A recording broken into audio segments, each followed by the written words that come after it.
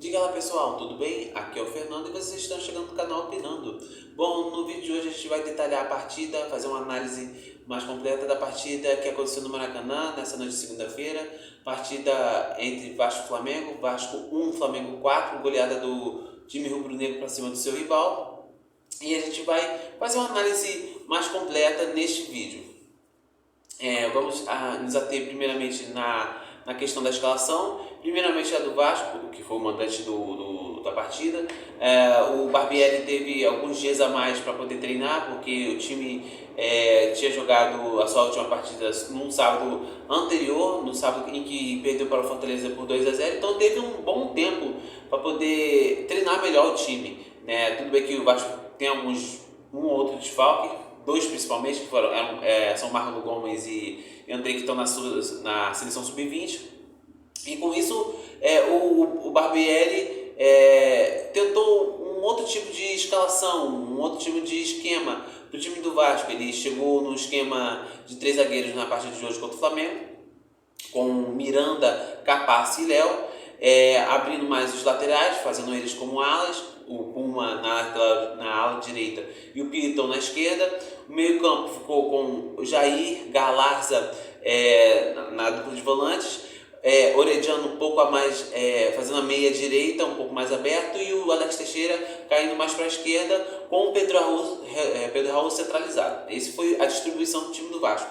O time do Flamengo, o São Paulo trouxe a campo um time um pouquinho diferente, porque alguns jogadores titulares do Flamengo estão lesionados, no caso do Gabigol. O Gabriel ele não estava apto para jogar, e também não estava apto também o Léo Pereira.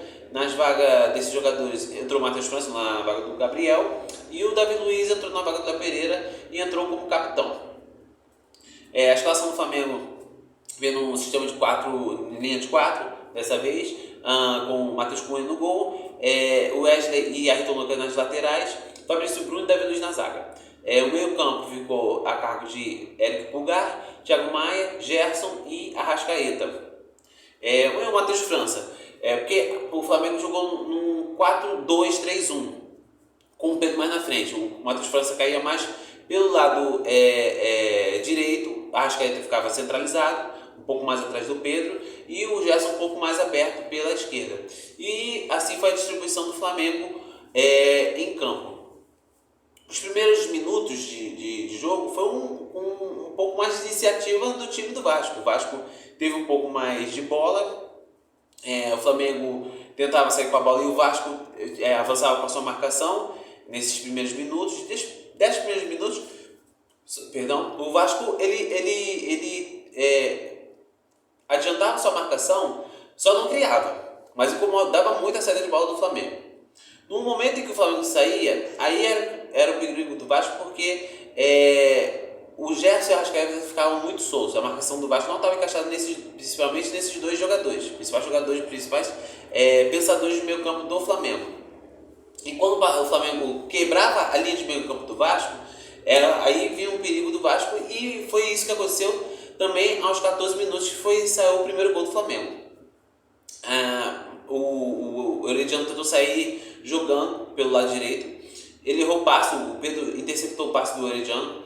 Ele tocou para o Arrascaeta, que conseguiu passar a bola para o Pulgar de maneira com bastante categoria. O Pulgar ficou de maneira até livre para poder finalizar de fora da área, e chutou muito bem, um belíssimo gol do Eric Pulgar, batendo no ângulo esquerdo do goleiro Léo Jardim. Com esse gol, parece que toda a estrutura que o Barbieri montou durante a semana para o time do Vasco se perdeu, porque 2 minutos depois o Flamengo fez o segundo gol. Pelo lado direito, uma troca de passes entre Wesley e Arrascaeta. O uruguaio, o Arrascaeta, cruzou para dentro da área, conscientemente. O Gerson foi entrando para dentro da área. Ninguém marcou, ninguém o acompanhou na jogada, e o Gerson livre no meio da área cabeceou e fez o segundo gol do Flamengo. O jogo se transformou totalmente a favor do Flamengo. O Vasco teve pouquíssimas saídas de bola, só teve uma escapada de maior perigo a favor do Vasco, foi quando o Flamengo saiu mal com a bola, com o Ayrton Lucas. Ele errou o passe na saída de bola do Flamengo, e que o Pedro conseguiu roubar, e quase fez o gol, né? Na saída do Matheus Cunha, ele chutou e a bola bateu no pé da trave esquerda do goleiro do Flamengo. Mas o jogo em si, o Flamengo com 2-0 de vantagem ficou muito à vontade em campo. E a marcação do Vasco estava muito prejudicada, principalmente pelo seu lado direito, onde estava Miranda e o Puma. O Orediano também era um problema, que é um jogador que não sabe marcar. O terceiro gol do Flamengo saiu por aquele lado. O Matheus França passou 2 vezes muito fácil para cima do Puma. A primeira vez ele cortou, puxando para o lado, para a linha de fundo. O lateral do Vasco não conseguiu interceptar os avanços do Matheus França. O jogador do Flamengo deu outro drible no lateral do Vasco e rolou para trás, onde estava Ayrton Lucas, que chegou, bateu de direita. A bola desviou no Capasso, nas traves de chuteira do Pedro, e foi para o gol do Léo Jardim. O gol foi dado para o Pedro, mas o gol deveria ter sido dado para o Ayrton Lucas, né? E aí o Flamengo já ia fechando o primeiro tempo com 3-0 no placar, porque esse gol do Ayrton Lucas, do Pedro no caso, foi bem na parte final da primeira etapa de jogo do Clássico. Só que o Flamengo ainda fez o quarto gol. O Vasco se lançou para o ataque e o Flamengo conseguiu roubar a bola.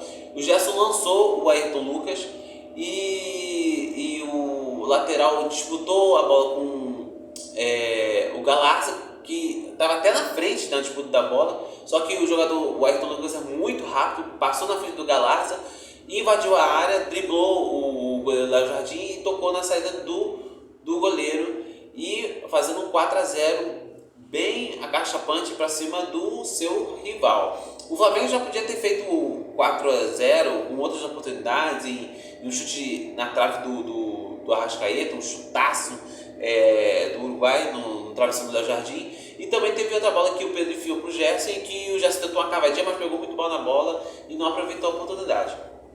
O jogo ficou...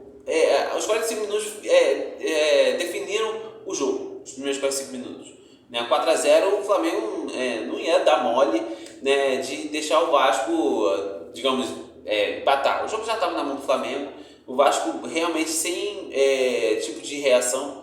Até esboçou um pouco no início do segundo tempo, mas porque também boa parte dessa atitude em tentar buscar o placar, de certa forma, diminuir maior o prejuízo que foi o primeiro tempo, mas também muito explicado pela pisada de freio, digamos assim, da equipe do Flamengo, visando também que quinta-feira o Flamengo tem um jogo contra o Racing muito importante, que o Flamengo precisa ganhar. Então o Flamengo deu uma desacelerada no segundo tempo, e o Vasco tentou ali, jogando bolas na área, tentando buscar o Pedro Raul ali, cabecear bolas, para poder diminuir de alguma forma. No início do segundo tempo, teve bolas cruzadas, teve a cabeçada da Alex Teixeira, que passou rente atrás do Matheus Cunha, teve outras cabeçadas que o Pedro Raul cabeceou mal, e aos 10 minutos teve um pênalti a favor do Vasco, que eu achei até um pouco duvidoso. Em alguns momentos eu achei que o Gerson deu uma tropeçada no Jair, ele acabou derrubando de maneira meio sem querer ali, atabalhada, o jogador do Vasco.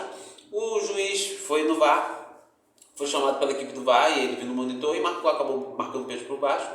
E o Jair foi lá e diminuiu o prejuízo vascaíno. O Vasco ainda tentou outras bolas na área, até surtiu um certo perigo, porque o Flamengo estava um pouco descuidado na saída de bola. Só que aos poucos foi passando o tempo, 20, 25 minutos, o jogo se desenhou só a favor do Flamengo. O Flamengo só administrou, não atacou tão mais, ficou mais cadenciando a bola, tocando a bola. Teve até chance uma ou outra de construir umas jogadas melhores para marcar o quinto gol, mas o jogo ficou por isso mesmo. O Flamengo ganhou os 3 pontos, se aproximou mais na parte de cima da tabela, agora está em quinto lugar com 16 pontos. E a situação do Vasco é a mais preocupante mesmo, porque o time agora é vice-lanterna, só com 6 pontos.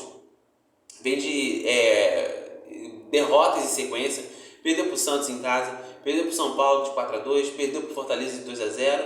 E agora mais uma derrota do time do Barbieri, que está balançando no cargo. É uma situação muito séria contra o treinador Barbieri, porque o time não vem rendendo mais.